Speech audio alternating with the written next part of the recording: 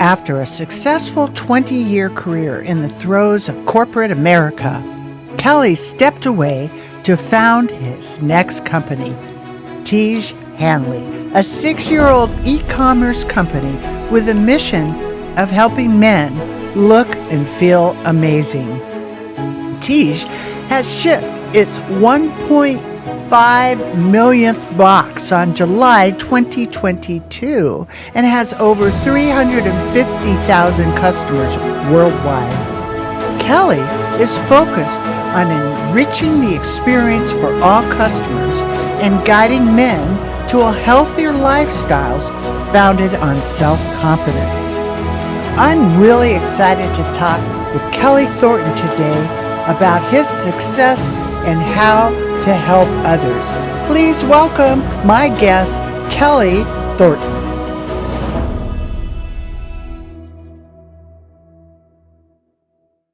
All right, welcome everybody to Money 911, where we talk about health, wealth, and peace of mind, because they all work together, right? And I'm really excited today. We're gonna just have our conversation and take things to the next level. Kelley, it's really fabulous to have you here. Thank you very much. Joining from Chicago. And all of you guys that are watching, make sure you put that subscribe button in there, because we got a ton of really good guests that are in queue, and you want to be aware when we come on, and that's how we get some momentum here, so every ear will hear. And I just want to jump right in, because you have such an interesting company, and you've been doing this for a while, right? We have. Yeah, Tiege Hanley is going to be 7 years old this month, and we are very excited. We are very, very, very excited that we've made it this far and helping men look and feel amazing. And you did it through a pandemic too, so that's even cooler. Now, you know, when you decided to step away from corporate America and start, right? It was probably exhilarating, and you were probably onto something. Maybe you could describe a little bit what led you away from your little secure corporate into becoming a successful entrepreneur. Well, it's like a huge transition in someone's life to do that, especially later on. I already had, family, children, 3 children were all born at the time. So like, leaving a corporate job to go into a much riskier, a much riskier type of employment, which is owning your own business, is a big deal. It took me about a year, actually. It was from the time I really decided to do it to when I did. It was a lengthy process. But to answer your question, I think like I saw what I could do and how much commerce I could bring to companies that I was working for. I saw how much that I was able to help those companies in developing, their businesses and being profitable and managing and running. And I felt if I could do it for someone else, I could do it for myself. So that was kind of the impetus for me wanting to start on my own. Right. You wrote something that kind of caught my attention, and it's entrepreneurship PTSD. That caught my eye, because there's so much of that. I have a little bit of that from some head injuries and things that I've gone through. Oh no. Right. But it just clicked, because there is that comes up. And I'd just like to hear your take on where you come from in saying that. Yeah. I mean, I think it all goes to what you've probably discussed a lot on your show, but just about the risk tolerance of an entrepreneur, and how, you have to go through tremendous ups and downs. I mean, the highs and lows of owning your own business is just, it's just incredibly difficult and very challenging. I mean, to the point of staying up all night worried about, paying bills and, hiring people and having to fire people and not knowing if you have enough money at the end of the month to make payroll. And you were speaking quickly about COVID earlier, and all of those things, and trying to figure out how to really be the best steward you can Right. of both your company and your human capital, Right. and trying your best to do what's right for employees over time. So this is really a traumatic experience, I think, for most entrepreneurs. They go through these incredible highs and lows. Yeah. It is incredible, and it takes a lot of faith because you're just leaping out into the unknown, and you're following your passion, Right. Right. right? Exactly. And your Tiege Hanley, that Yeah. you built a voice in the market. Yeah. Eight-figure business. I mean, very successful and Huge. huge, really. Yeah. We In have a huge seven business. years, that's crazy. I mean, that's really Thank you. very, right. So when you're building this voice in the market and then you're spotting like cultural changes to find the Yeah. market opportunity. Yeah. Very hard. Yeah. Very, very hard. And I don't know if I have really, Kris, I don't know if I have like a great, you know, words of wisdom on that, but I think Yeah. like staying true to yourself and staying true to what you believe, I Right. think is the way to somewhat to navigate things. And, and then also coming to grips with the fact that not everybody's going to be your customer, you Right. know. I always think of the Southwest story. When Southwest just started, there was a woman that started flying it, and she was used to flying. She flew it on business, and she used to, and this is probably a 40-year-old or 50-year-old story, but she used to fly, other carriers, and she started flying Southwest, and she was very upset. Like every flight, she didn't get the right snack or the right seat or the right whatever in line, and so every single flight she was writing a note to the CEO saying, dear, I forget the gentleman's name, dear, so forth and so on, your peanuts aren't that good, or, your seating profile is not that good, or, your flight attendants aren't nice. And and someone came in with a whole stack of letters and put it on his desk and said, I think you ought to read these letters. And he read a few of them, and then he wrote her a note back and said, dear Mrs. Crabapple, please enjoy the rest of your flying career on American Airlines. Sincerely, CEO of Southwest. And so that's pretty dramatic. But I think the Mhm. point is not everybody's going to be your Right. customer, and you have to be okay with that. And so these culturally challenging times that we're in, Really. some people call up and they want to know what our COVID policy is, or our they want to know this information. And Goodness. it's just where do you draw the line, and Right. what do we say and do? Yeah.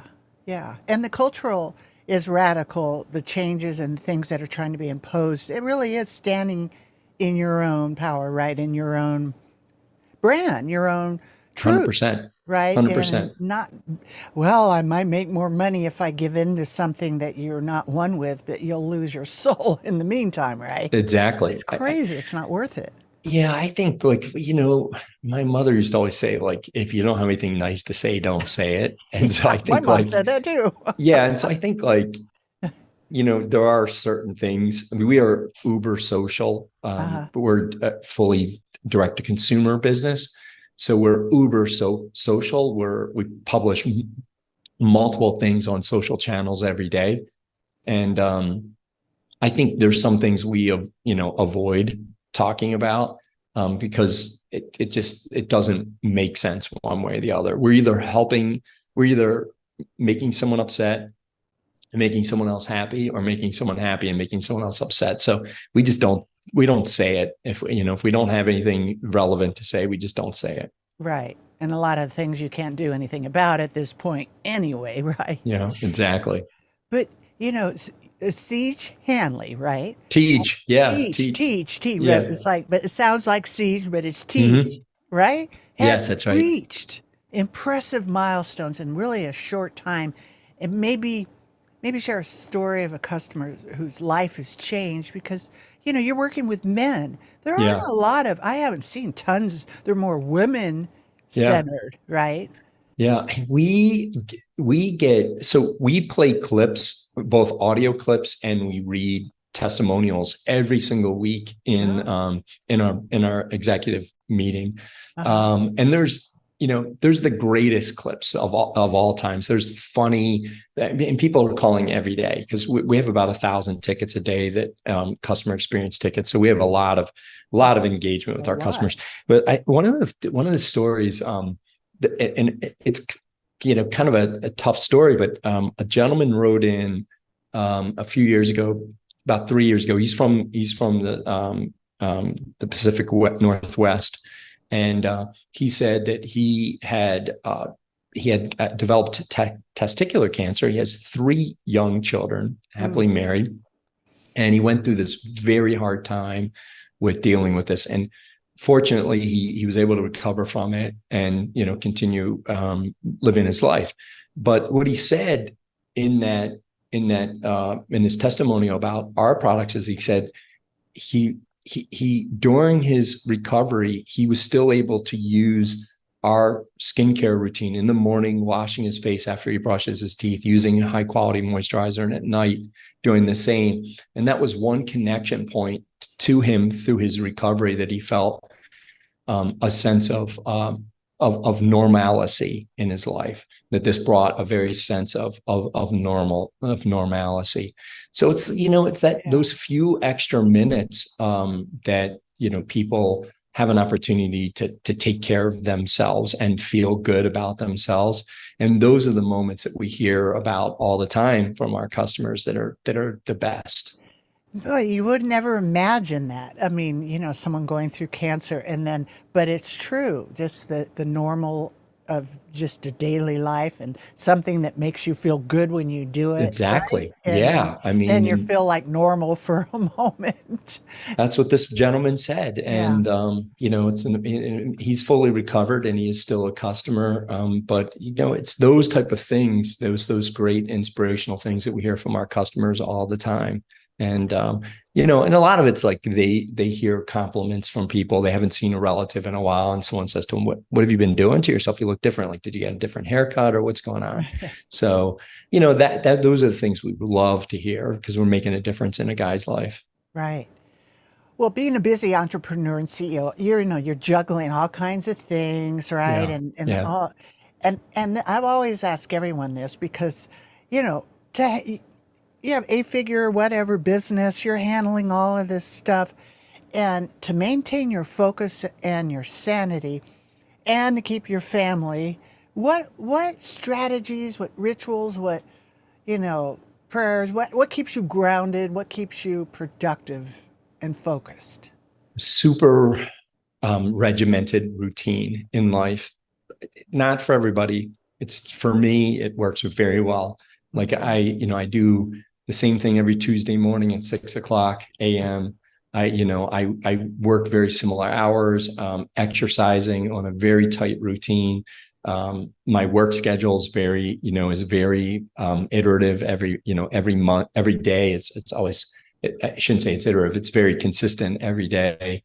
So these things, and doing all of these things, like working out routinely, having coffee with the specific people on Tuesdays and Thursday mornings, getting up early on Saturday, working for a few hours before I start my weekend, having like really super disciplined routine helps me focus on maximizing my effectiveness and my time in life. So that's what works for me. Yeah, that's good. It's focus, super focus, and discipline. Great. Correct.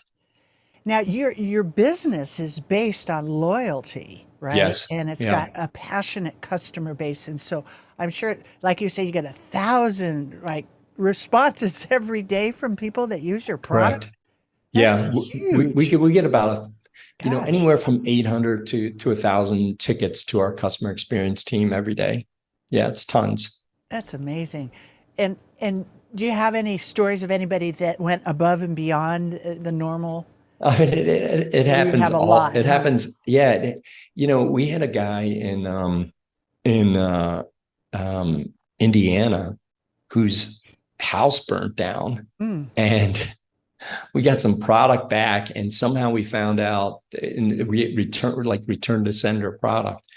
And we ended up getting in touch with him. We didn't know his house burned down. And we said, like, what's going on? Like, we've had these packages, they've gone out to, do you not have the right address? Can we help you like update your address? And he goes, well, that is the right address, but my house burnt down. So I'm living temporarily someplace else and I can't afford your product through this time and everything else. So, we ended up not only sending them free boxes of product, but I think the customer experience team sent them like, a microwave or something like that. Aww. I forget what they did, but and the guy got a great kick out of it. Those stories happen a lot too. Yeah. We had a woman from the UK contact us. Actually, another story about cancer. She was in the hospital and she sent us pictures of herself. She was buying our product for her son. And she said, I can no longer continue to purchase your product for my son, because I'm in the hospital fighting cancer. And we said, don't worry about it. We'll just send your son, for the next 6 months, we'll send your son. We send out monthly boxes. So we'll just send them to your son for the next 6 months till you get back, recovered. So those are the things, we try to make a difference in people's lives if we can. Well, that almost answers my next question, because, besides financial success, and that's just one little small, to me, that's a small piece, you're the founder. Yeah. And that, the deep sense of fulfillment that you get, that's really validated your decision to start this company. What comes up for you the first off the top? Again, I think like, right, what are your values? What are your values in life? And, and I think and I know your show's Money 911, but for me, it's really about, how do I live my best life? How do I live the life and my priorities and thinking about myself, my personal health, the people around me, and, the gifts that were given to me. How do I use those gifts to help other people, which includes the gift of the earth and everything that's given to us, and how can we be good stewards of that? So taking care of my family, my relationship with my employees, and the gifts that are given to me. That's how I live my life, and those are the focal points of my business. Right, and that has to be that's how you have your best life. That's so important to me. Literally about halfway through my journey, I know it's a successful business, but when I got about halfway through, I realized, it isn't just about me, right? You're like, oh, you've got your money, you got this, but how can I take what I have and give back? And so I shifted my whole business into a give back, and now I'm in a process of creating a council on the C-Suite network called Conscious Giving Council, and gathering people like you or people that are successful that want to change the world. And it's not so much like a charity, but, bringing like-minded people together and giving to help others, because we are the world and we can change the world. And I believe that, and we will. And there'll be a lot of shakening, that'll be awakening, but coming together, it's amazing what, 2 or 3 people can do. So that give back is so important. Yeah. I met a young man over the weekend. He's a very successful athlete, and was just drafted. I don't want to say too much details about him, but he was a very young gentleman, and I spent a couple hours with him on Sunday, and all he was talking about was how he wanted to give back, to people that helped him get to where he is. And he's an elite athlete. I mean, we're talking at the top of his, amongst his peers, he's made it to the top. Yeah. And, and he's a young guy. This guy's 22 years old. And all he wanted to talk about was giving back and trying to provide the same opportunity for other people. And it's just amazing to hear someone, who's really as high a level as an athlete as he is, and all he was thinking about was how can he help other people get there too. So there's greatness of all types out there, a young and beginning of their career and towards the end of their career. And it's a great thing to see. That's inspiring because, and I think there's a certain generation kind of similar to the one that I was in the 60s and 70s, kind of like, sort of a waking up and wanted peace on earth and, make good changes. And that's the prayer for the earth. And I'm glad to hear that. And I've really enjoyed talking to you, and tell everybody how they can get in contact with you. Yeah. I mean, follow me on LinkedIn. I spend a lot of time, putting content on LinkedIn that I think people would find enjoyable. We have a great offer for your audience. If anybody wants to try skincare for themselves, for their men in their lives, if you go to teach.com and /money911, we have a phenomenal offer, one of our best ever. So give our product a try, and please send a note to our customer experience team and let us know what your experience is. We'd love to get your feedback. Yes, I want to hear it too. I want to hear the feedback because it's amazing. Little things mean a lot. And I mean, I've looked years for skin products, and just a simple little thing. It's just like, boom, you're all awake and, sparkle. And it's just like inside outside, because it's just a reflection of what you're supposed to feel like, sparkly inside, and right? Exactly. Bring it on correct. outside. Kelley, it's been really a joy to talk to you. Everybody reach out again and check out the special at Tiege Hanley /money911, right? It's just TIEGE.com /money911. And See, it's awesome. So, but, please give us a try. We want your feedback. Thanks for having me on your show, Kris. Hey, thanks for being here. All right, we will return, and thanks everybody for joining us, and we'll look forward to seeing you next time. There's so much to learn about healthy money. I hope today's discussion brings you one step closer to securing and protecting your future. So you can get started on the right foot, go to meetwithkrismeller.com and schedule your free financial fitness strategy session. Thank you for listening, and please subscribe to Money 911 so you don't miss our next episode, which includes health, wealth, and peace of mind.